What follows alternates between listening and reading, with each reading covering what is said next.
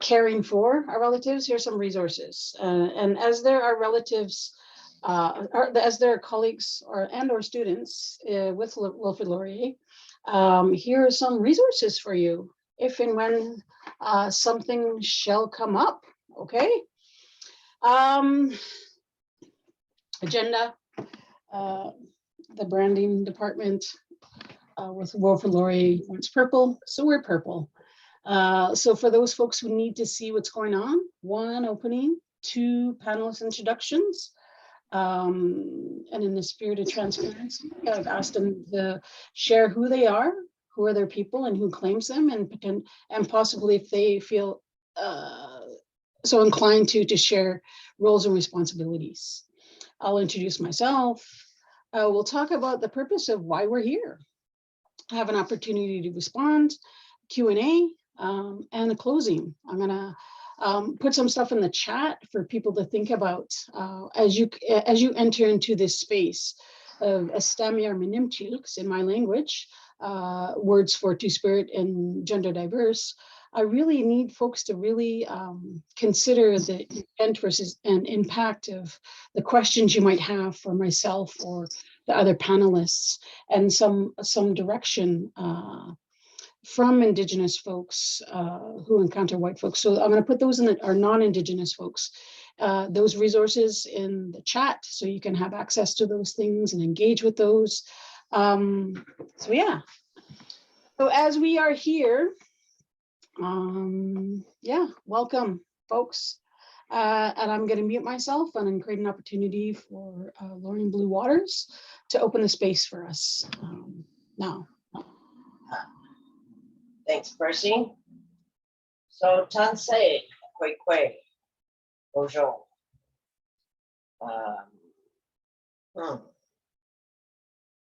You know, we're coming together today in the best way that we know how. We're coming together to share our knowledge, our thoughts, our visions, our dreams, our goals, and most of all, to share each other. So I want to remind everybody to be kind. Be kind with your words. Be thoughtful with your words. Come with open ears to hear things that you may never have heard before. Come with an open mind to be able to remember them if you need to walk with it. And come with an open heart. An open heart that knows that this discussion that we're going to be having is very sensitive to a lot of people. It's very re-triggering, very vulnerable, opening people up again. And so I just wanted to say that. And I ask that those ancestors that have gone on before us, come and watch the work that we're doing. Come and listen to our voices. Come and help guide our voices. To those little ones that are yet to be born and are waiting to become a human being, we ask them to watch. Watch and see what our plans are to make this space a much better place for them than it was for us when we came into being a human being. And to the Creator, I say, hi, miigwech, thank you for another beautiful day that we're here. We have not left this space. Our feet are still walking upon our mother, the earth. And I thank you for that, for allowing us to do that again for another day. And I want to ask those ancestors to take care of all those that are listening, to take care of those that will be presenting, to take care of their families, their friends, their families of the heart, their chosen families that they choose and that have chosen them. And to take care of each and every one of us, take care of our spirituality so that we can stay connected, to walk in a good way. Take care of our emotions today as we discuss things that are hard to hear, maybe. Take care of our physical bodies, because we have a lot more work to do. So I ask that you give us that time to do more work to make positive change for everyone. And then also to take care of our minds. Because we know when our minds are overloaded or when our minds are hearing things that is hard to relate to or is very hard in having to share, help us be calm. Help us to be focused and centered on being the best person we can be and providing what we can for those that are around us. So for these things, I say, hi, miigwech, walalim. And let's get this meeting on the road.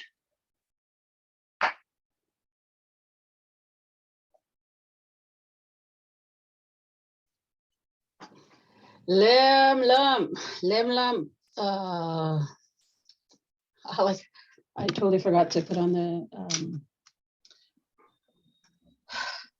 transcription. It's on. So folks who want to complain that it's not accessible, my bad. Again, I'm the tech person. And I'm doing the best I can because this is the first. And I appreciate your patience as I'm relearning the ways of the institution. So thank you very much for that. And so I want to move into introductions, and I want to leave it up to you folks in terms of order, comfort, popcorn style, questions for you to consider. Who are you? Who claims you? Who are your people? And if you so want to privilege these folks, some of your roles and responsibilities. And I will mute myself and I'll turn it over to you folks, you brilliant folks. I'll start. Ani Bojo, Nenookaasi, Indigenous, the Jijak Dodem, Toronto, Indigiba. So my name is Nenookaasi. I live here in Treaty 13, Toronto. My family is from the Gravenhurst area. I am Afro-Indigenous, so I am Jamaican, Ojibwe, Ukrainian descent. I two-spirit, queer woman. Some of the roles and responsibilities that I carry right now is I'm a singer, song composer, truth seeker speaker, and medicine carrier here in Toronto. I run a business, a not-for-profit business called Hummingbird Spirits, working with two-spirit youth and women who have been incarcerated or had issues with the law, meeting their spirits where they're at with a strong arm in harm reduction, and having folks come out and harvest medicines on the land, process and package for medicines to receive in the community. Thank you for having me here.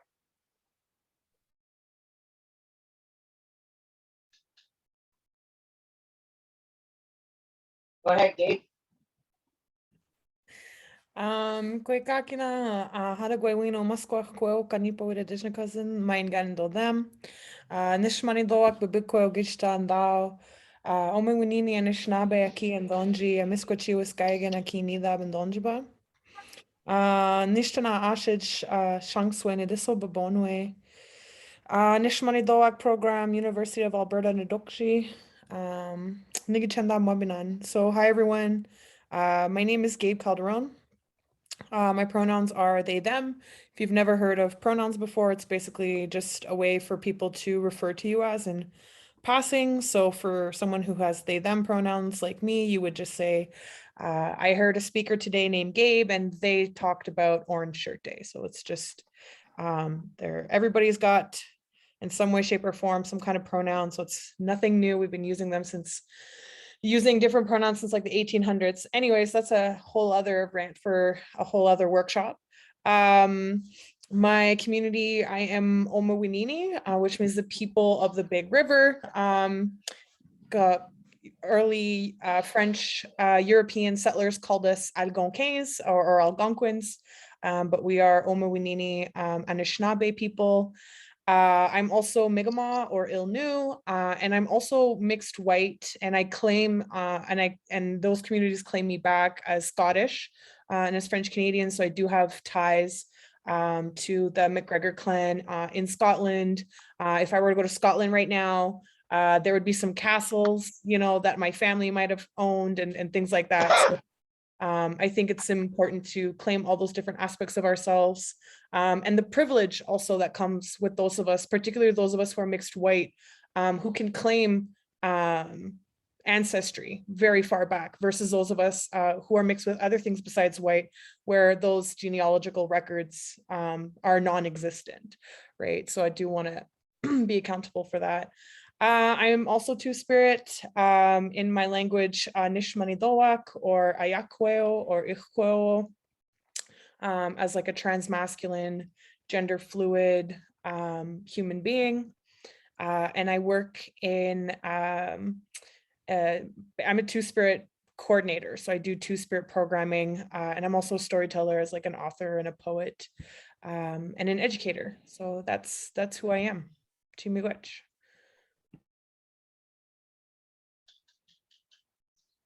Thanks, Gabe. Thanks, Nino. Tansay Eskina Kamuna Tisina Kasun, Mayenga Nodam, Atafakup, Saskatchewan, Eskazoni, Red River, Nadam Japan. Mayenga Nodam, a Yahweh. So, my name is Earth Song. That's the name I had before I became a human being. And that's the name that my ancestors who were here walking this land long before I was born know me by. And those little ones that are yet to come, they know me by that name because they're waiting still. My family is from Atafakup, Saskatchewan on my father's side in the Red River. On my mother's side, we're from Eskazoni First Nation. I was born and raised in Takaranto, Treaty 13. That's where I'm coming to you from today. So acknowledging the Mississaugas of the Credit First Nation, the Haudenosaunee, the Huron-Wendat. I thank them for allowing me to be born and live and work here on these territories and to live on this territory. I've said to you, I am a Yahweh, which is the Cree word for neither man nor woman. I used to identify as two-spirit until I found that word because I was a combination of both those spirits. I was not all of one and not all of another. And when I found that language that existed long, long before the word two-spirit was created, I fully embraced it for my Cree-ness, my Cree side, because it really did describe how I felt, neither man nor woman. I am the elder on campus for Seneca College. I've been doing that work now for 6 years. My community is who named me, the community of Toronto, many years ago. I do work for all those who are in Toronto and all those that are looking for me to share information that I was so graciously given by many, many, many people as I walked upon this land. I'm a non-academic. I like to tell people I have my PhD, however, but it's in LAND. It's with the land, and the land involves the people. And so that's the work that I do, work with the land and work with the people. I'm grateful to be here today because every time I sit with people, I learn from them as well as me sharing with them. And I think that's so important that we continue to learn. We take the information that resonates with us and that we feel our spirit connects to, and we ask for permission to carry it, and then we share it with others. For me, that's what I do. I'm a helper and a transfer of information that I've been gifted. And very happy to be here today and to share this space with Gabe and Nino, and also with Percy. Percy and I have been friends for quite a while, and Nino as well, and Gabe. We walk within the same circles, sit with the same people, and share space with each other in a good way. And that's what we want today, is to walk with you today and share space with you today and do this all in a good way. So, Miigwech, hi. I know intros were going to take about 20 minutes because we as a people, it's important for us to announce who we are. Gosh, I got to talk about myself. That is about, I'm a Leo and I like myself and I want everybody to know how wonderful and amazing I am. I'm loyal and I tend to my relationships and my treaties and agreements. Before anything else, I need to say, Esquisti Scalo can Salala Chuchuasket. Before everything else is said, I need to name who I am. My people are from St. Pinkton. We are Ko-Scalo, people of the land. I have a language in Jilkan, and I shared earlier the 2 words that I had our language speakers go back and find for relatives like me. And the first one is stamia. which is to identify Two-Spirit folks or Indiqueer folks. And Menimchilks, which is meant to identify folks who are to be gender inclusive for folks like me, not man or women, not male or female. Only to have our language speakers say it's in the English translation that we do things in binary fashion. I remember being part of a full moon ceremony or teaching Blue, and they said prior to contact, our people didn't say, hey, male hunters, let's go. They just said, hey, hunters, let's go. Hey, fishers, let's go. And so that's like my language. It's through the colonial process of translation, it becomes binary. So I have a people who claim me. I have a place that I call home, and I have a language.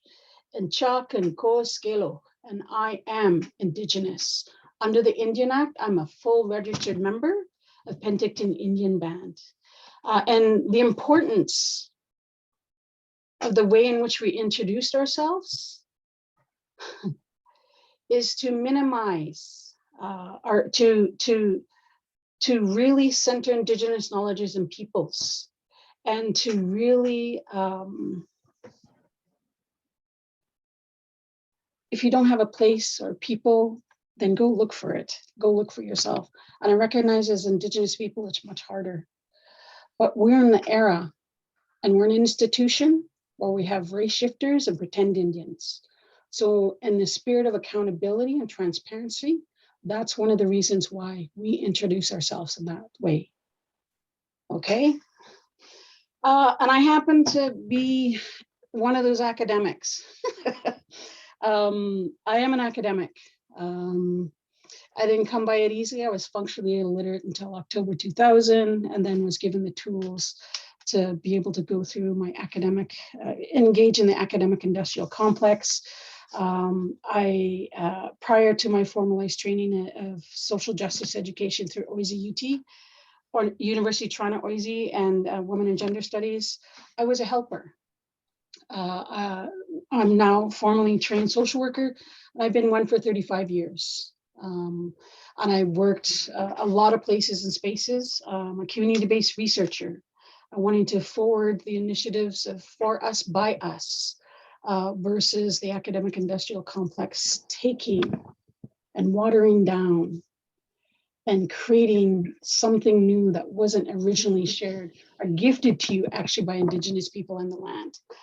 I also happen to be the program coordinator, so the chair of Indigenous Studies at Wilfrid Laurier Brampton. I've been in many institutions, and some of those people are here, where I've been pushed out of because of anti-Indigenous racism, cis-sexism, homophobia, transphobia. And I also have some co-conspirators here who are welcome. And while I was in various colleges and universities, they did their best to take down a system that did not actually want me as an Indigenous person. It wanted indigeneity, but it didn't want an Indigenous person that was critical, connected to the land, and centered the people. I fortunately have that for now, and I have co-conspirators here, and I raise my hands up to the people who stood with me and by me. And that's why I'm grateful that you're here, because I want to have a conversation, folks, because this conversation is long overdue. And for those of you who can stay with us for 2 seasons in these speaker series, it'll be a lovely, wonderful, disruptive, uncomfortable conversation that needs to be happening, because I want to raise and elevate the voices of Two-Spirit, Indiqueer, gender diverse relatives and kin who are on the ground, producing knowledge, disrupting systems, sustainable. And they're not the same handful of cisgender Two-Spirit people that we hear from. These people are doing the work in the community, on the ground, and for the people. And that's why you're privileged to be able to share with us here and now. And the purpose of me wanting to host and have these conversations. So again, I raise my hands up to Nino, Blue, and Gabe for joining me at the council fire in the circle to create space for these conversations to start in a good way. That was a lot. again, resources. So I just want to really quick talk about the legacy of Indian residential schools, and then I'll turn it over to you folks to comment on in whatever order you feel comfortable with. And you can come back and revisit. Indian residential schools, for those who don't know, this is a Two Spirits Notes version 2.0. Legacy is 126 years, 150,000 children went through. We then had the Truth and Reconciliation Commission. 6,000 stories were gathered. Many documents, you can find it online, go to Grandma Google, figure that stuff out. We had 94 calls to action. Very few have been, since its release in 2015, came to fruition and applied.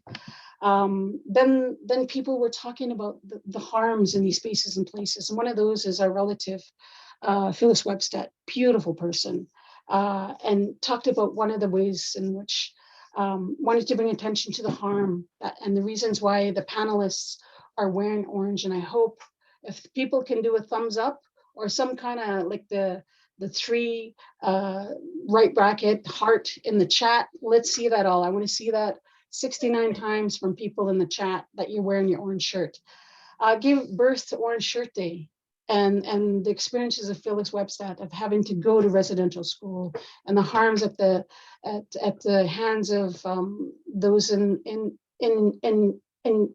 care of Indigenous children, and the gaps that we see as community members in this national event on this first day of the alleged federal holiday for truth and reconciliation.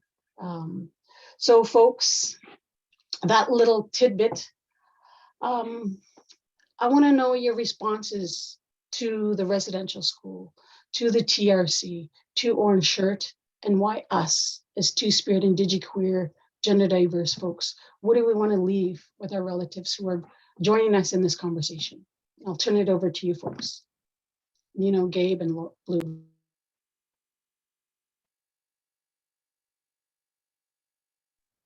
I can wait my turn. One of you can go first. Oh, I'm not good at this. I'll just go. I'll just do it. Yeah, so I think one of the first things for me is and we see this a lot anytime there's any kind of controversy, is people want, one, they want the proof, and then two, they want your emotional reaction to it to validate this event, right? And so for us as Indigenous people, residential schools it's just part of, like, I heard about residential schools when I was a little kid, you know what I mean? And I grew up knowing, and I'm 29, right? I'm a very young human being. So in my lifetime, I heard about residential schools my whole life. And it was just not talked about in elementary school. It wasn't talked in high school. It was not in the Western colonial curriculum. It wasn't there.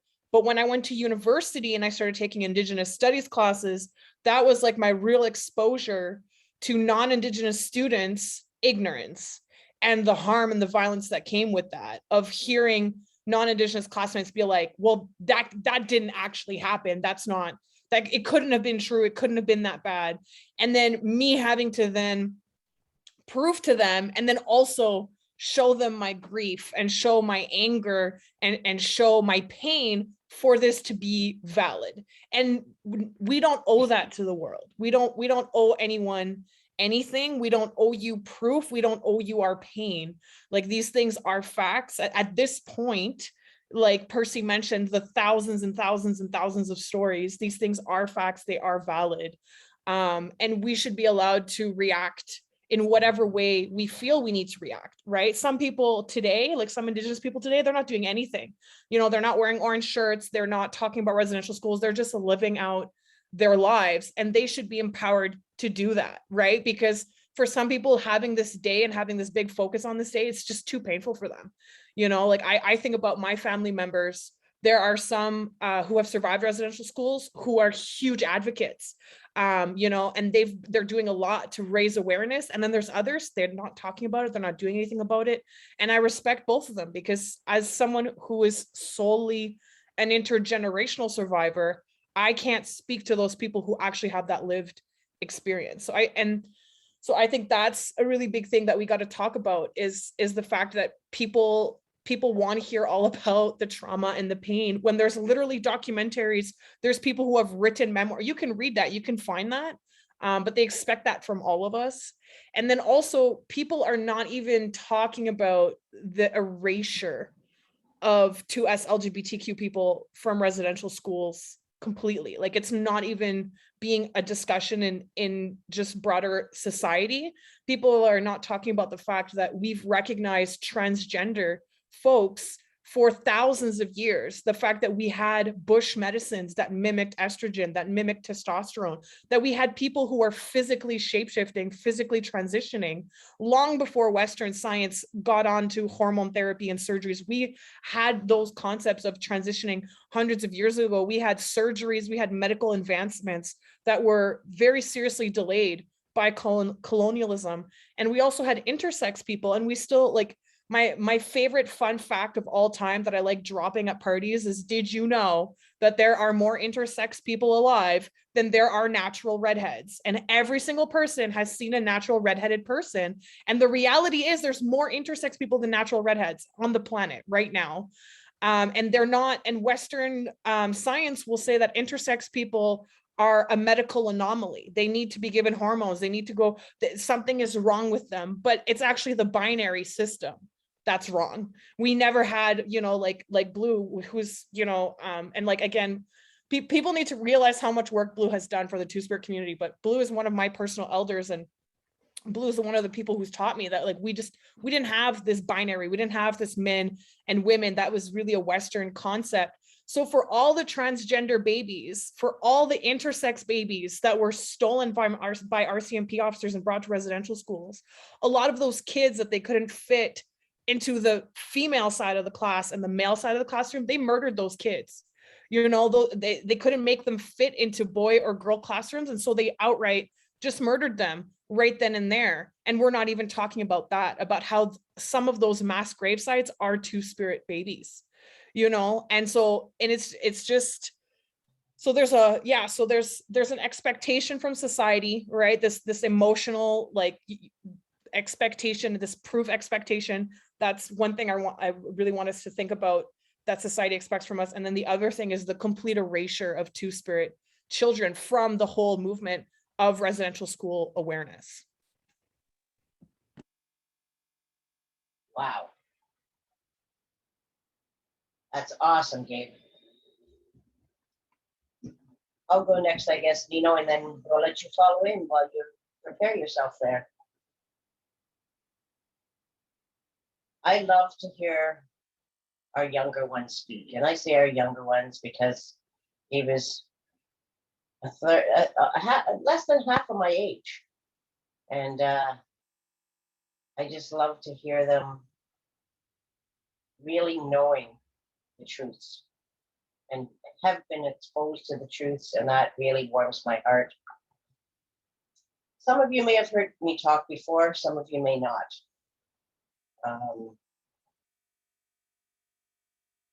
I never went to residential school. I can't tell you if my parents did, because they never spoke about it. I can't tell you if my grandparents did, because they never spoke about it. But I can speak for me. And I know that because I didn't go to an institution that was called a residential school, didn't mean that I wasn't exposed to residential school.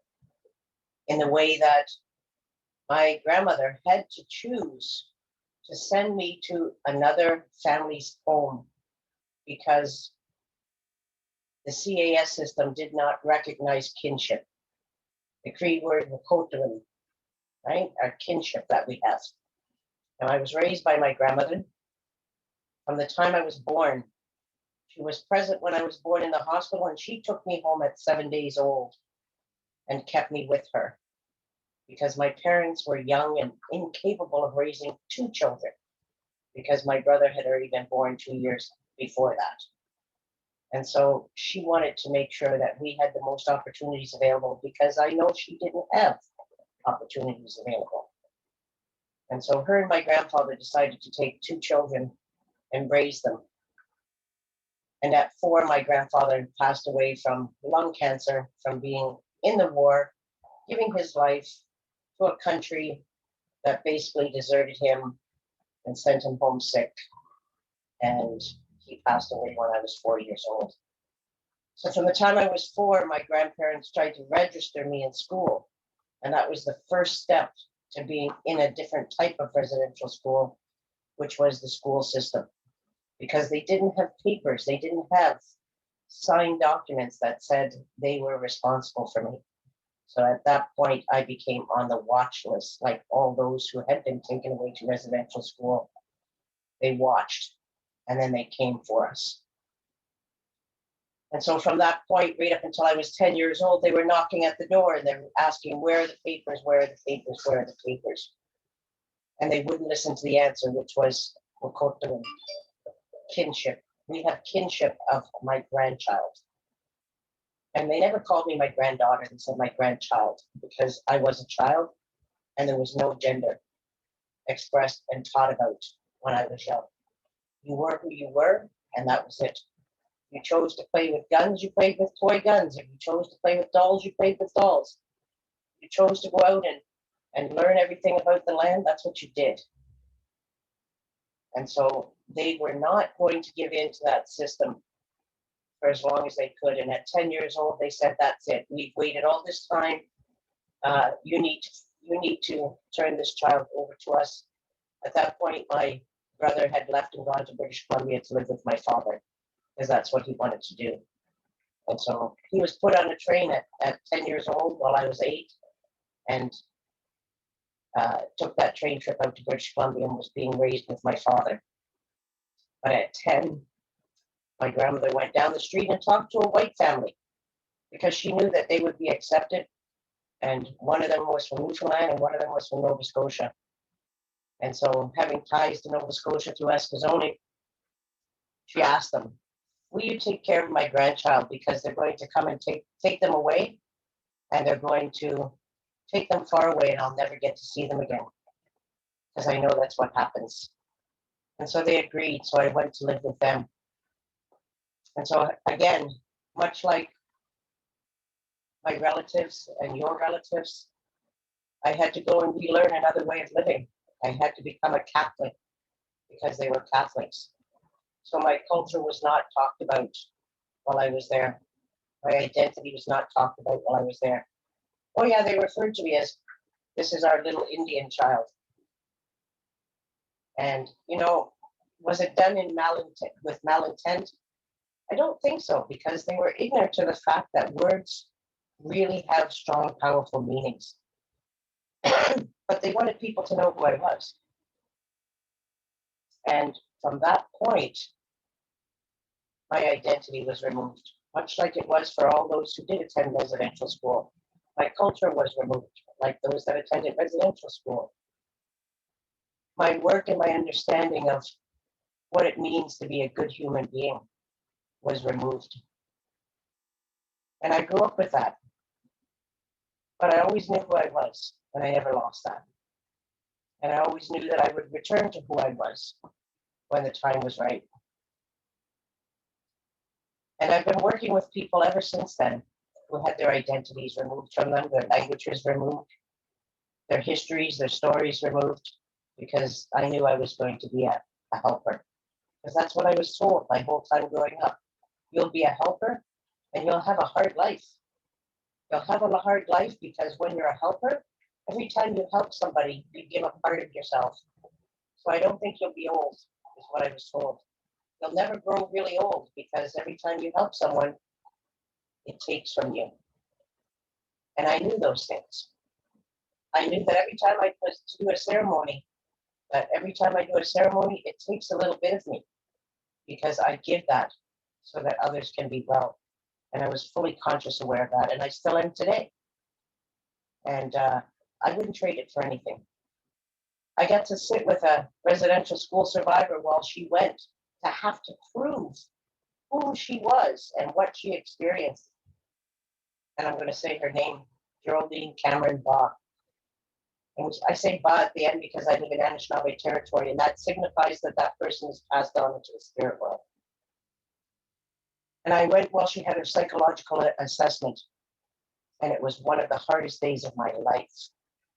Because during that time, she had to explain every harm that she experienced. At 6 years old, being thrown down flights of stairs because she spoke Anishinaabe Maori. At 7 years old, her hip was broken, being thrown down another flight of stairs. Her ribs were broken, her arm was broken, but they never broke her spirit. They broke many bones in her body and disrespected her and forbid her to talk her language. They forbid her to have anything to do with her identity as an Indigenous person. And while I sat and listened to her tell her story, I helped her wipe her tears, and she helped me wipe mine. Because it's a reciprocal way of being. We help each other. We share our stories, and they're hard. And they're very, very hard on our heart. But that's what we do. We support someone when they're in need. And that was one of the hardest things I did, was to sit there and listen and be a support. Because that's all I could do. I couldn't take away her pain. I couldn't take away the feelings that she was feeling, but I could support her. She told me that her being in residential school and having to talk about it was much like as if she was in a burning house, and her body had been burned. And when she left that burning space, we know that it takes time. It takes time for the body to heal. But as you may know, if you burn yourself and you go near heat, you feel that pain all over again, especially when it's fresh. And she said that's what it was like, having to keep telling her story over and over again. People asking her what she endured, what happened to her. And every time she was asked that, she could feel as if her body was burnt, like she was in a burning building. And I want you to remember that, because when people question you and when people ask you to explain residential schools, I know you feel that heat. I know you feel that same burn, whether you were in a residential school, if you are the child of a residential school survivor or a grandchild, or you were in the next residential systems as the 60 scoop, where they came and they stole the children, whether you were in the CAS system, the child welfare system, because it's still happening today. Our people are being removed from institutions and spaces and taken away from their families and put with non-Indigenous families where their culture can be lost. We're not out of residential school time, my friends, we're not. We're still in it. And that's why it's important for us to talk about this. It's important for us to really let people know, don't ask us to give you the answers as Indigenous people. Do your research. You've probed us since the beginning of time. You've recorded the voices since you started knowing about the atrocities, the genocide. Yeah, genocide is what it was. They took our children, killed them, just because they were Indigenous. They took our children, broke their spirits because they were Indigenous. No other reason. There was no reason for it to do that. There was no reason to remove children from their families that loved them, only because they didn't want to hold on to what their obligations were. Because everybody is a treaty partner that walks upon our mother here in North America. Right? Those agreements were made to share the land, to share everything, all the resources, and to make sure we didn't interfere with each other. And that is not happening. Our treaties are broken. They tried to break our people. They broke our bones, but they will never, never, never continue to break our spirit. Because that spirit resides inside of us, whether you're a singular spirit, whether you're a two-spirit, whether you're a trans person, our spirit will always remain strong because it's connected to all those who have fought the residential school system. Our spirits are connected to our two-spirit brothers and sisters who have taken their lives because they didn't have a space. Space is not being made for our two-spirited, our trans, our LGBTQ community. It's not made for us, that space. We are defined to be separated, or we're told to stand on the outside, but we have a right to be in the center of that circle. We have a right to be in that circle and sitting in the spaces where we identify, not where someone tells us to sit. Nobody can see our spirit unless you're a seer. And I know a hell of a lot of people are not seers that are out there that are telling us where to sit. So coming together like this, we define that. We get to tell you where we need to sit. You don't get to tell us, because we have an equal right to be in that circle and not be separated, because that's another form of what our relatives went through in residential school, being told what to be and how to be, and told what not to do. Well, we're in 2021 and it's time for us now to say enough. Enough, no more. We're going to tell you where we sit, how we identify, how you need to address us by our pronouns, by our gender identities, and whatever we want to share with you. So I wanted to share that with you for now, and thank you for letting me say those things to you. Go ahead, Nino. Thank you so much, Gabe and Blue, for sharing your truths. So I got a little bit emotional when Blue was speaking. I don't know it to be true that I'm a descendant of residential school beings, but I am a survivor of the millennial scoop of the CAS system, and to my daughter as well. Like, we're still in it, you know. All those things that you had mentioned and the things that you did not speak of, or which are too hard to speak of. A lot of those things had happened to me being in care, and I've witnessed a lot of other children in care being treated this way. A lot of Black and Indigenous bodies heavily rampant in the children's aid system.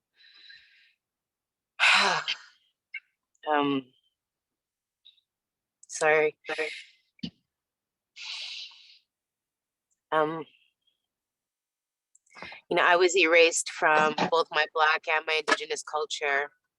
And let's just forget about me being European descent, because that's never anything I'm actually going to fit in or be able to identify with or walk in life with. But I do recognize that having that descent has me looking differently as an Indigenous person and as a Black person. So there is some privilege in the way that I walk through shade.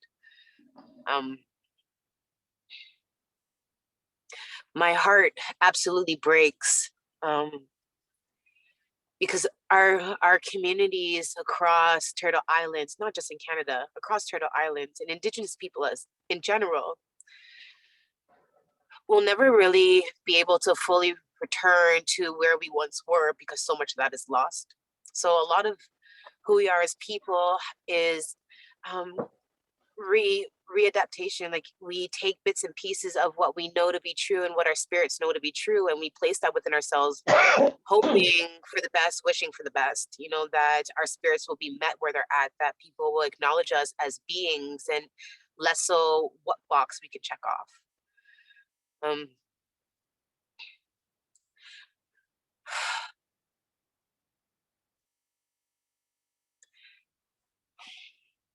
I just really want to cry because my heart is just hurting.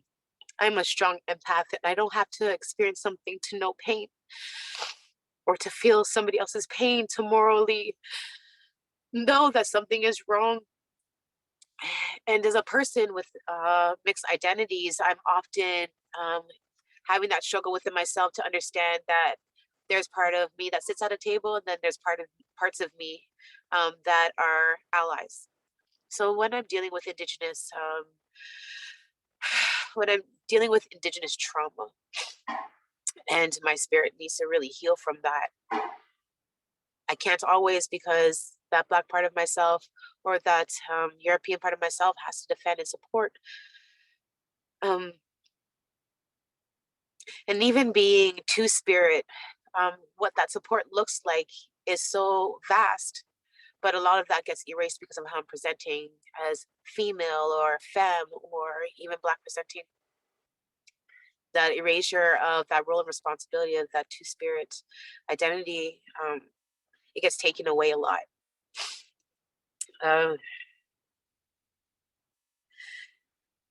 Percy had mentioned about talking about the TRC, the Truth and Reconciliation, and some of the things that were needing to come out of that. And I know that last year, just before COVID had started, we had a beautiful Two-Spirit gathering. And we talked a lot about Two-Spirit inclusion in that report, or the lack thereof, and the lack thereof understanding of Afro-Indigenous bodies that are Two-Spirit, that are queer, and how that will never be acknowledged. It's not acknowledged. It's never a part of that report, like how many of those beings in Two-Spirit, queer, LGBTQI plus identities, magical unicorns who are just not being identified. And then a lot of the dead naming was a big thing that came up as well. For example, I have a government name that I don't use. A lot of us don't use those names. They don't match our spirits. They were given to us by force. And we don't wish to be referred to those names, and we get referred to them. And a lot of our Two-Spirit beings, in particular those who are trans, are usually dead named when they're passing, when they have passed. That acknowledgement of who they are and their beautiful existence and what medicine they brought to this world is completely denounced by using dead name. I just kind of wanted to mention that part too. I don't think I have much more words right now. I think I just need to collect myself. I'm going to choose not to turn my camera off. I'm going to allow myself to expose my vulnerability because in particular, Two-Spirit people, we're so strong. We are built so strong to have that ability to have compassion and understanding for things. Sometimes we don't even want to, but we're just built that way. And our vulnerabilities often get dismissed.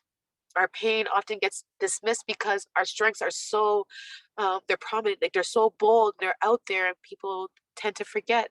Like Blue had mentioned, being that medicine person, and every time they help somebody, that a piece of them goes with them.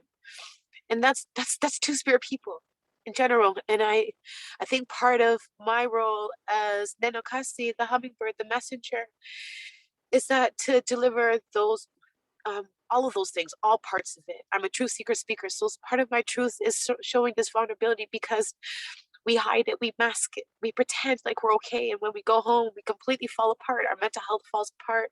Our abilities, what we know to be true and do, we're constantly worrying about what other people think and feel. Suicide rates are so high with our Two-Spirit beings. I've walked that life quite a bit, and I'm so thankful. I'm so thankful. I'm so thankful that I did not succeed, because my life is so beautiful and it's so abundant. There's so much medicine to give out of it. But I'm also really weak and I'm really tired. I have no spoons, but I have spoons. You want spoons? I got spoons for you. You want medicines? I got for you, but I don't have it. But I have it, and that's how Two-Spirit walk. So I'm not gonna turn my camera off. I'm gonna cry. I want you to see it. I want you to feel it. I want you to know this to be true. I'm giving you another example. I'm giving you some realism. I'm open to doing that. But so many of my people are not. They'll hold that. They will hold it. And this is why many of our people don't talk about the trauma that they experience, because it's too much. Like going through this is taking a lot out of me, and I'm probably going to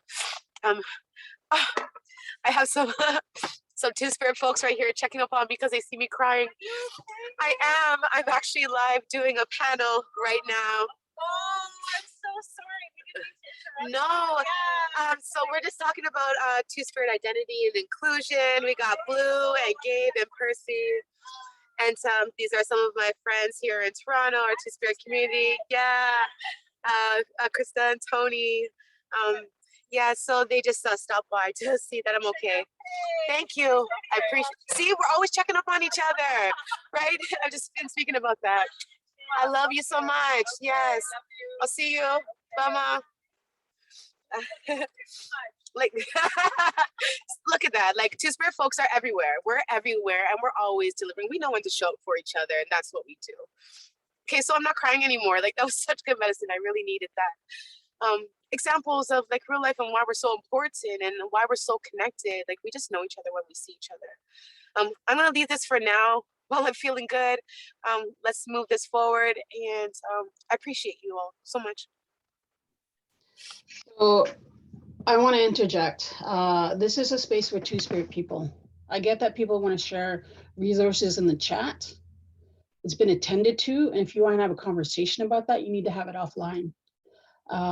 Because we, through transparency and accountability, named who we are, who our people are, who claimed us, and what our roles and responsibilities are.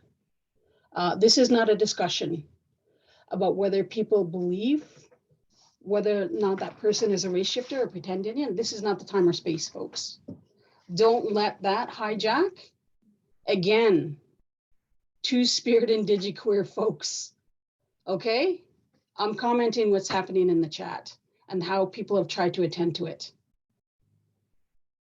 So again, I want to bring it back to, like, again, I wanted to have this conversation today because of the ongoing disappearance of Indiqueer two-spirit folks, because any depiction of this day in Indigenous creatives, it depicts cisgender children.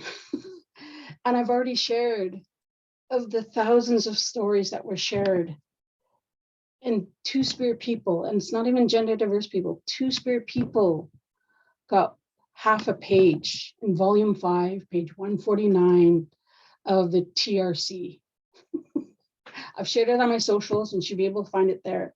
And I say shame. I know it was strategic. It was coordinated. It meant to disappear our intersecting identities.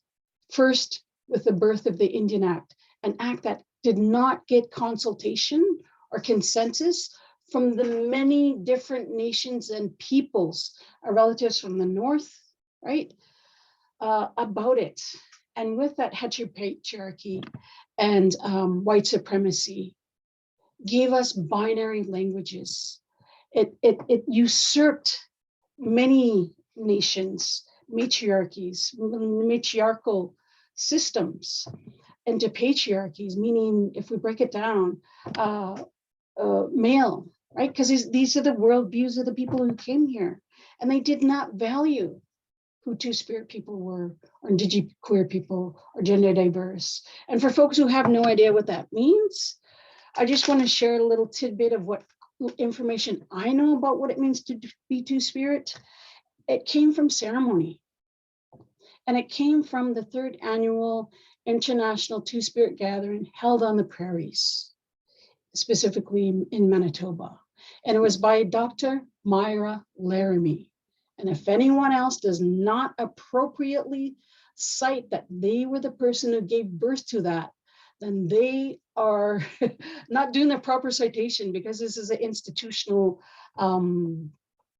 conversation about citations. So Dr. Myra Laramie, October 1990, August, sorry, I get my things mixed up, August 1990. And they came from ceremony. And they came forth to say, this is what we need to name ourselves. It was in response to our relatives through the grid and the gay cancer, where two-spirit men were dying from HIV/AIDS. And it was a two-spirit women trans folks who were caring for our relatives in those spaces and places across these lands. In response to queer communities that would say, come in, but leave your indigeneity at the door. You can be queer. We just don't want to deal with the fact that you're native or you're an Indian. So that's a response. And that's an example of resilience. And I look forward to the day. And this is one of those moments where we get to pick up these things, that we get to identify, take your boot off my face, and change the conditions that continue to disappear, dispossess, erase, and paint the past of Indigenous people, and say, we have always been here. We will continue to be here. And we are the future. So that's why I saw a gap. That's why I want to bring forward this critical conversation that futurities, meaning by Black folks, Black thinkers, Black queer femmes who entrusted me with this knowledge, and all of us, birthed us, we can reimagine another future as possible. And it's the land and water defenders, and those leaders are the youth, and those folks are two-spirit, gender diverse folks who are leading the way. And that's why I wanted to bring this critical conversation. Okay, so just for folks who wanted to have an idea, and there's many different definitions of what it means to be two-spirit. So if you're not Indigenous, don't claim it. Don't say that's what I want to be. Unpack what it means to be part of the alphabet soup, 2SLGBTQQIA+. And your role in either raising up Indigenous people or further disappearing us, are saying, you can come in if you're queer, but not if you're Indigenous. So I need settlers to unpack that. I need settlers to do some heavy lifting. I need settlers to stop, as many of my relatives here have said, we're tired. It's time for other folks. Because if you don't, it becomes reconciliation. Because if the residential school system was here for 126 years and the TRC came out in 2015, we still have quite a few more years before the truth telling is over. So Blue, I see your hand. I'll mute myself and turn it over to you. You know, hopefully all of you have heard the word two-spirit before, and you have some idea of what it is. You know, if we were living our lives the way we were before those boats landed here, I'm gonna give you a short version of what would have happened when a child was born. When that child was born, usually the matriarchs of the family, or those medicine people, or those that were given the right to speak with people and for people by sitting in council fire and being designated those speakers, would have been present at a child's birth. And I'll use myself for an example so that you can relate to it. So if my mother would have just given birth to me, that person would have picked me up and looked at me. And in the Cree language, they would have said, Awina Kakina, who are you? And my spirit would have spoke to them. My spirit would have said, Aski Nikamun, a Yahweh. I'm Earth Song, and I'm neither man nor woman. And at that point, that person would have embraced me and welcomed me. They would have then gone outside of that space that I would have been born in to where community was waiting. Because every time a child is born, it's a gift to all of us. And people would have gathered and they would have been waiting. And they would have held me up and faced me towards the people. And they would have said, this is a Skinikamun, a Yahweh. And community would have recognized that word. And from that moment, community would have been involved in my life. The hunters would have taken me hunting to teach me how to be a hunter. Those that were gatherers and those that took care of children would have embraced me and taught me all I would have needed to know. Those that had specific responsibilities would have shared their responsibilities with me. And I would have learned everything there was to know to have a community be healthy. And so, as you see with what I said, there's no gender something. They would have taught me to fish, to hunt, to take care of children, to cook, to sew, to be a medicine harvester, to be someone that would sit and listen to people and help them navigate the space that they were in. And those things were removed from all of us. The moment a child is born today, the doctor dictates who they are. That child doesn't have an opportunity to speak. Their spirit is not able to speak to those because they're not willing to listen. And so we gender that child the moment it's born, and we give it a gender by its genitalia, not by its spirit. And our parents are so happy as well. They always put posts out. You see them today. Oh, I just had a beautiful baby girl, or I just had a beautiful baby boy. Why not say he just had a beautiful gift from creation? and let that child grow up and tell you who they are. Their spirit will expose itself when it's time, when it's safe and when it's time, but only if we're listening, only if we're able to think outside that binary and raise that child to who they truly are by not telling them who they are, but letting them let us know who they are. Much like would have happened if we would continue our way of being before those folks landed here. And I think that's so important that you realize that we don't gender people. People tell us who they are. Right? We can't tell someone who they are. We have no right to that. We are not them. We have to be open and listen and accepting. And when someone tells you that they're gender diverse, they're trans, they're two-spirit, they're LGBTQQIA, don't question it. It's not your business to question it. It's your business to support and help them along their journey and treat them with the most loving respect as you would if they were your own.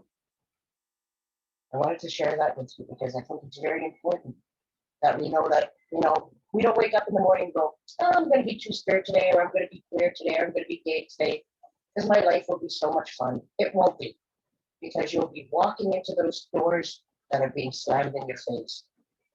It continues to happen today. You're not going to be welcomed in spaces because that phobia exists today.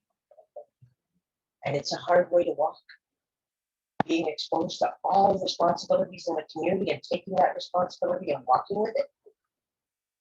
I wish I would have been just one direction and said, oh, I'm only going to be a firekeeper and I'm not going to do anything else.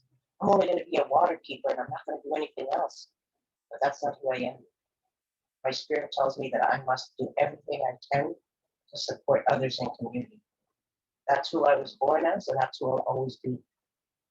Is that helper to all people, not to genders, but to people. Another human being. So, which I want to create an opportunity for folks to ask questions of the panelists.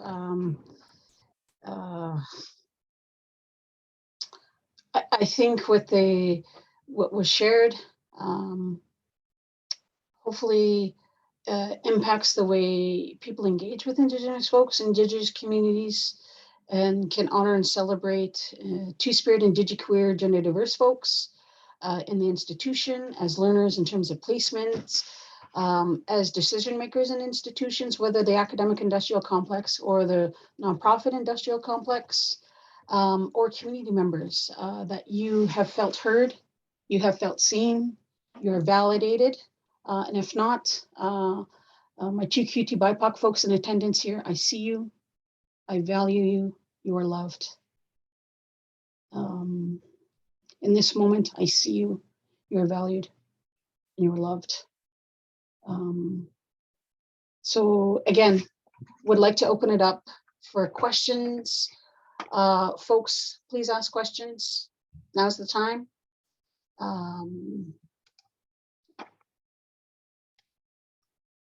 Not too sure what your expectations were, but everything that needed to happen happened for the way it did. Oh, one of my favorite people, Kai, thank you so much. Kai is hopefully going to join us later on in the season, and I'm just bringing attention to the chat that they said, not just a miigwech, but a chi miigwech, a little bit of a big thank you. That's as far as I know for Anishinaabe Moan folks, to us, to you folks, and for opening the space. Hearts, hearts, hearts, hearts. I know there are other folks. I'm going to call on you. Just kidding. Is there anything you relatives and kin want to further converse on? Want to share with folks in attendance, or we're just each other? Sure. I want to share one other thing. So as a two-spirit person, so when I gave my intro, I said I identified as two-spirit queer. Because there's another part of two-spirit community that doesn't get talked about unnecessarily when we have these discussions around being two-spirit. So yes, two-spirit was generally coined to identify Indigenous place within LGBTQ plus rainbow, unicorn life. But it also has adapted into ceremonial life. So people who identify as two-spirit are also can be heterosexual. It doesn't refer to gender identity, it refers to role and responsibilities. And that's what Blue had talked about, so what folks had talked about, carrying multiple roles and responsibilities. So for myself, I specifically identify as two-spirit under that context. I don't identify it in my gender sexuality because I see myself as queer. Sometimes that shifts into lesbian depending on what my life is at. So like I wanted to just open that up and remind folks that it's also much more broad. And in truth, many of our nations didn't even have names for this. So a lot of it is just for understanding, like for protocol purposes, if you will, within indigenous community of people who feel that they walk those particular ways or roles roles and responsibilities. They identify under that two-spirit umbrella. Like for example, firekeeping tends to be very male dominated. It's traditional, it's the men. But then there are women who are heterosexual that really carry the teachings to carry that two-spirit people. Something I always like to tell people, well, if we're thinking about back in the day and the men were all off at war and doing things, who tended the fire? Did the women freeze? How could they cook food, or how could they boil water, or how could they do all those roles and responsibilities, keep warm? Obviously they did it too. So like we have to think a little bit logical as well when we're talking about being two spirits and in those roles and responsibilities. I just wanted to add that in. So we have 3 questions. I have 2 monitors, so I'm able to maneuver those. First, we have someone asking, will Algonquin, everyone, they value the knowledges that was shared and the experiences of the panelists, and that they identified that they're two-spirit Lanu, new to the KW area, and they're wondering if anyone knows of any two-spirit resources or elders in the area. Walelan, if folks can and are able to respond to that.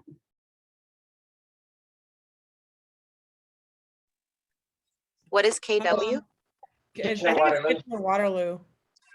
So not to, how do I say this?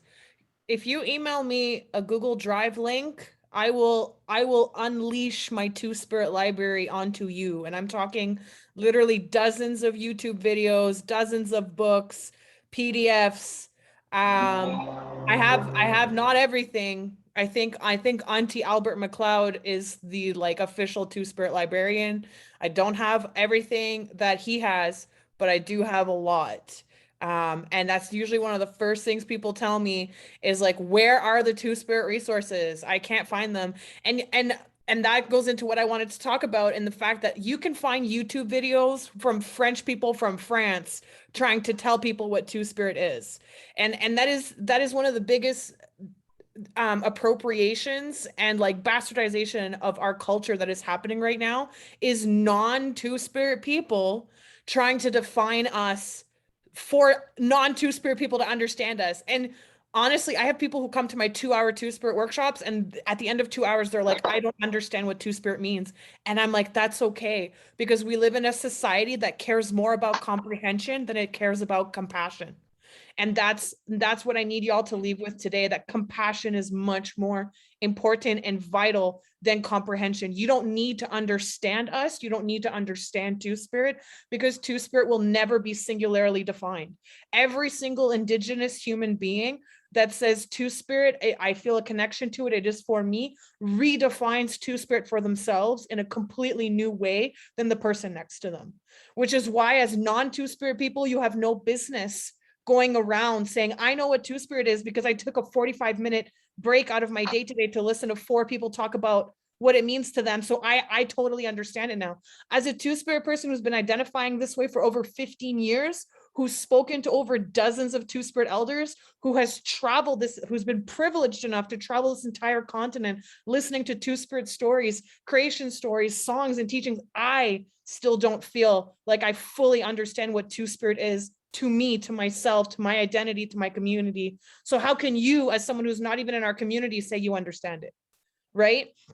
I hear young people every day, like young Two-Spirit youth, tell me, oh, I don't think I'm Two-Spirit because this like white gay guy at the Pride Center said that this is what Two-Spirit means, and I don't fit into that definition. So I don't think I can be Two-Spirit. And that makes me want to punch people's lights out, because it's not okay. You can't be telling our youth, you can't be Two-Spirit. I can't even say that as a Two-Spirit person. The only one who has that authority is Creator. You know, so unless you're God, which you're not, you don't have the authority to say you are or you are not. The only thing we can say as Two-Spirit people is that this is an identity that was created by us, for us. And so the only rule is you have to be Indigenous to somewhere to Turtle Island to have any kind of earning that term. But after that, that's it. All bets are off, because every single Indigenous nation, community, they all have different teachings, different understandings. And so it's going to depend on which nations you belong to. It's going to depend on who you are and how you feel you connect to it. Like it's after that, it's limitless, my friend. You know, how you feel connected to it is up to you completely. So yeah, so I'll put my email in the chat. And if you want to send me that Google Drive link, I will send you all of it. And just to be super clear, just because you're not Two-Spirit doesn't mean that you can't share books written by Two-Spirit people. You can share YouTube. Like I just posted a beautiful YouTube video from Myra herself, who's explaining just a small portion of that dream that came to her about in her dialect. I think it's Nijumaniduk, but in my dialect, it's Nishmanidoak. And her sharing about it. You can share that. You can share that because it's public, it's online. We live in this beautiful age of information. But I just wanted to let this beautiful human who asked about resources know that it's unfortunately really hard to find accurate Two-Spirit resources just because it's been so appropriated. And there's a ton of people who are not Two-Spirit who make YouTube videos and who write books and who are trying to define it for us. And it's not their place and it's not their business, and it's taking away from us being able to share that true, accurate information. So I don't know, can I just share a file? I can share files. So guess what? I'm just gonna unleash my library onto this chat. So just have fun saving documents for the next 5 minutes. Yeah, so I also want to bring attention to just to further what Gabe was saying. Here's where people are not going to like it in attendance. So if you're a researcher, if you're a producer of knowledge or you write, stop going after money that's earmarked for Indigenous Two-Spirit people, trans people, gender diverse people, okay? Because right? That's for Indigenous people to do. This goes back to intention versus impact. This goes back to that resource I left earlier about accomplices, not allies. And don't put your names on documents that supports Indigenous knowledge producers and gatherers of information or stories for research, the OCAP principles. I get that people are out here trying to live their best life and trying to go out for promotion. But if your talk is that, okay, I'll support you, but I'll only support you in so much as it's going to help me look good for my tenure promotion, then don't help us, right? Because it's harmful, and it again prioritizes you as the speaker and gatherer of information, and it doesn't situate it where it belongs, in community and with the people. Josh asked a question, or somebody asked, well, everybody can see it. So there's a call to abolish gender, meaning take down, get rid of gender itself, right? And it's his, her, they story of violence against Black and Indigenous people. And it talks about abolishing the gender binary. So the question they have for us as panelists, I think this will be the last question because we need to have a closing. The question would be, what is the future that we as speakers imagine in reference to gender? Okay, I'll turn it over to you.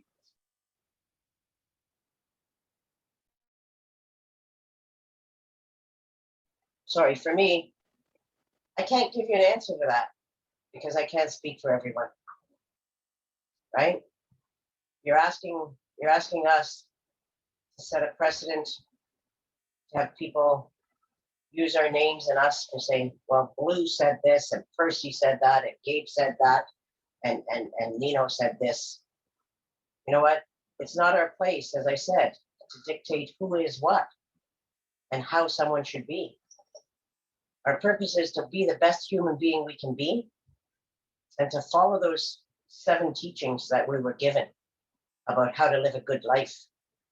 Those 7 words that when you unpack them, it's days and days and days and years worth of teachings. But be respectful. That's all I can say to you. You can't tell someone how to be.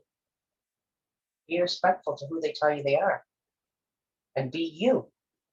Be who you know you are. But you, me, all of us here have no right to tell someone how they should be.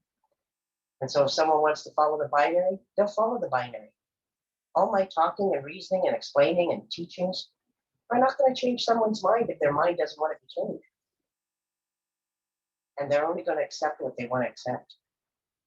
So I'm tired of fighting with people, reasoning with people, spending hours upon hours, giving them resources that I was so graciously given by others, to have them walk away and say, yeah, you know, I heard it, but I don't want to follow it. It doesn't sit with me. Well, don't take it, right? But I can't tell you how to be and how to get rid of something. I can tell you to fight for people's rights, and that's the right to be a human being in the way that they see themselves, and support them for how they see themselves. That's what I can share with you. I can't tell anybody how to be or whether you should get rid of something. I can only say, treat each other with respect, and you'll get respect back.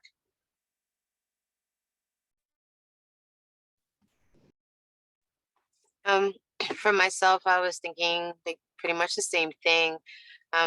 Like, who are we to tell anybody how they identify? Somebody wants to identify as male and female. Why do we want to take that away from them? Like, why do we want to, again, like, continue that colonial concept of erasure of people? Like, people are allowed to be who they are. Meet people where their spirits are at, and they're forever shifting. Names change, identities change. Like, just let people continue to live and just be as they are. Like, see people for what they do and how they treat each other and how they treat themselves, you know, just love, like love is love. And, you know, just share what you know, like, yeah, just let people be, let people live. Can we live? Can I live? Can we live?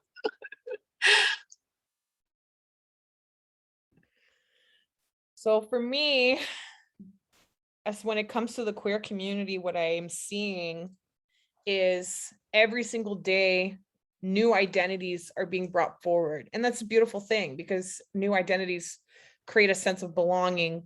But what's happening is, if anyone ever wondered what the gay agenda was to take over the alphabet. And we did it. We took over the alphabet. I guarantee you right now, if I went down A, B, C, D, F, G, I could find a sexual orientation or gender identity for every single one of those letters. So we did it. The gay agenda won. We got the alphabet. That being said, though, for me, with my understandings from what my elders have taught me, is Western society, you make a name, you make this box, and you write a definition for that box. And everyone who's in that definition, that's your box and you fit. And then what's happening is people are creating more and more and more boxes because they're not fitting in what already exists. But when we look at Indigenous worldview, Indigenous understandings, we're not, as human beings, meant to live in these tiny little boxes. All of us as human beings are inside this magical, huge circle where where equity is there and we can all see each other across that circle. But for me, when I hear elders talk about this magical circle, we have to burn down all of the systemic institutions that exist in this day and age, and we have to have true liberation for that beautiful Indigenous worldview where we're all equal in this circle. And we don't have that right now. And I need people to be reminded, you know, that every single day, what I fight for is actual true liberation, so that 7 generations from now, my great grandchildren, they don't have to deal with racism. They don't have to deal with misogyny. They don't have to deal with with, you know, medical institutions that before they even tell the triage person what's wrong, that the triage person is looking at their skin color, at their weight, at their age, you know, at all of these systems and judging them way before the person has ever said, hey, here's what's going on. I have a headache. Like, that's why I'm here. Like, way before that triage person's got a list. And that's how we relate with every single human being right now. We look at other people's meat suits instead of looking at their spirits. And we look at those meat suits, and before we've even opened our mouths, we've made all of these internal biases, and all of these systems that have been brainwashed into us from birth are fired up before that person even opens their mouth and before we even meet them. So I need people to be reminded that I am exhausted. There's 7 Two-Spirit people that have committed suicide in Edmonton in the last month. Just in the last 30 days, we've lost that many people. And I'm still waiting for people to give me some of these people's ages, but as far as I know, all of them were under 25. You know, these are babies that are killing themselves before they even have a chance to gift to this world all the beautiful things that they came into this world with. You know what I mean? But we're still doing that work. I'm still fighting for liberation every day, even though all of these horrible things are happening in my life. You know what I mean? And everyone I see on the front lines are people that are marginalized, are people that are experiencing misogyny, that are experiencing racism, people that are experiencing the worst of the systemic barriers every single day. So I need people to, for me, that future has to include that liberation, and it has to include the fact that we have to actively be working collectively as communities to the complete dissemination of everything, of Canada, of the government, of the medical institution, of the academic institution, you know. And I say that as someone who's in a graduate studies program. You know, I want to burn it to the ground, but I still got to get a degree and I still got to pay my bills until then. You know what I mean? So yeah, and I need people to envision this beautiful future where we are all of humanity in this circle together, and we are truly equal.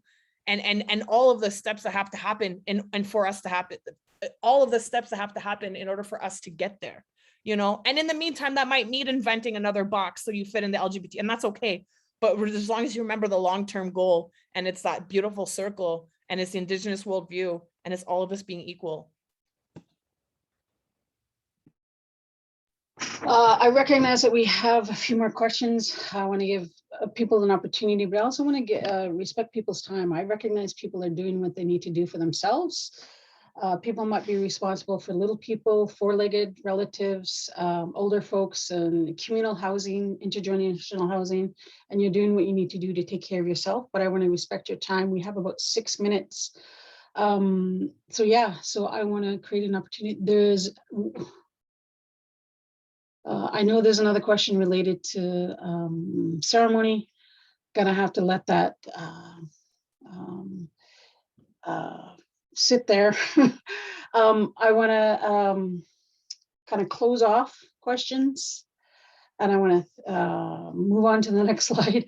Again, I want to, in terms of accountability and transparency for those who need supports, here's some options. They're not the only options. It's a starting place, and it's a place where you can go. And there's also Wilfrid Laurier specific ones, because we have folks here from Wilfrid Laurier and places across Canada, and I have some folks from the South Pacific and the UK can help you out there, right? And the documentation, if you want to have these conversations, the National Center for Truth and Reconciliation. And for those who want to have conversations about, because I think what I want to leave folks with is that this is only a starting conversation. We're a pit stop, and we've gifted you a lot of things to keep you going.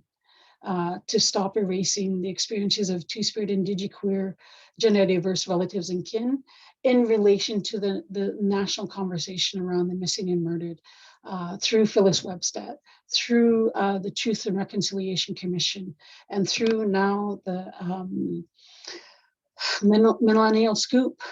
We've given you so much information in our labor to help you carry this forward and to disrupt people in your lives, to not cause harm to Indigenous people, because I am someone who functions from a harm reduction model. We all cause harm to people, and if having access to us right now helps you recognize that you do 10,000 harms a day to help them bring down to 200, that's awesome, because it means Indigenous people, and in this case, Two-Spirit, Indiqueer, gender diverse folks are not feeling the gamut of, and Afro-Indigenous and Black Indigenous folks are not experiencing the gamut of harms, microassaults, microaggressions, and violence. Visually, for folks, this is what you can do. Read books, review the 94 calls to action, contact colonial political people to ask them when they're going to do application of those in your city, your province, and for the country. Watch online events, identify and connect with your local Indigenous serving organizations. If you want to give money, folks, give to Native Youth Sexual Health Network, give to Toronto Indigenous Harm Reduction, give to Edmonton Two-Spirit Society. Hire these folks and pay them a living wage for their knowledge. Gabe has a consulting business. Nino has been speaking. Blue has been speaking. This knowledge needs to be actualized in many different places and spaces. It is getting this book for the little people in your life. Phyllis's story on the orange shirt, having those conversations. If young people can experience racism, then non-BIPOC children can hear about it on ways to be accomplices and not be anti-Indigenous racist, anti-Black, or homophobic or sexist, folks. Okay? So yes, I'm going to turn it over because we're going to close. I'm going to create this opportunity for the panelists to close for us. I want to leave you with just one thing. If you think colonialism doesn't exist, look at today. Today has been geared to National Truth and Reconciliation Day, but for the federal government, not for the people that were harmed, right? It's not a holiday or a day for all people. Only if you're part of the federal government do you have today off as a statutory day for you. Again, those that have caused the harm are reaping the benefit of having a day off on the backs of all those that they harmed. And I think that's a good place to start. This day should be for Indigenous people, no matter where they work, in what institutions, and those that created the harm should be working. Today should have been a day when they're doing all kinds of events and teaching each other about how to decolonize what they colonized. That's all I'm going to leave you with.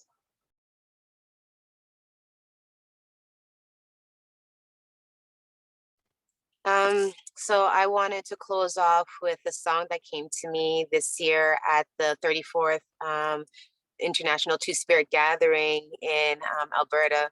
I was actually going to Winnipeg to harvest medicines, and folks said, Nino, are you coming to the gathering? And I said, no, and they're like, come. So I just did, and I hung out with the best, amazing group of people.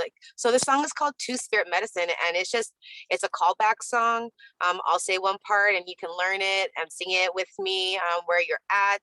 I will be posting it somewhere, but it's a very happy, loving, I loved it, and people were jigging to it and do-si-doing, and it's like, they're having a good time. So this is Two-Spirit Medicine.